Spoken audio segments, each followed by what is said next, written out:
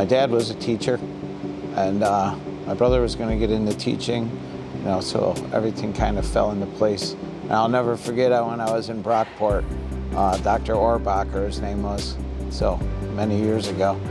I had everyone write on a 3x5 card why they wanted to be a teacher, and he said if it, after we hand them all in, he said if you didn't, if your card didn't say I love working with kids, you'll never be a good teacher. So from that day on, it's like, what, I really do love working with kids, so it was a no-brainer.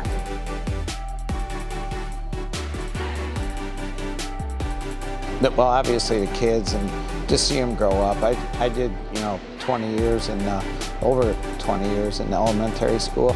So I see kids, I had them in pre-K, and then, now they're whatever years old. And, they still come up to me, I remember you, you're Mr. Hogan. So all that, seeing them grow and change and, become adults, that's pretty cool.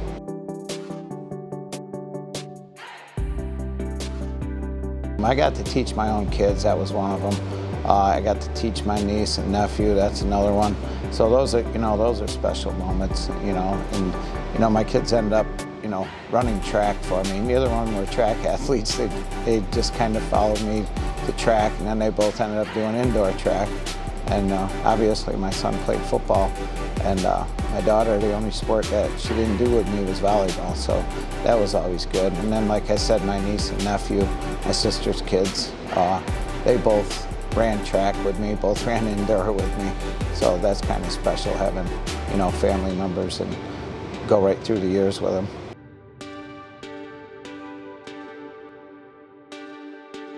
Jill and I have a place on a lake out near Greene, New York, so we spend a lot of time up there. Get on the boat, go fishing, go for walks, whatever we need to do. So that's number one, get a little R&R in.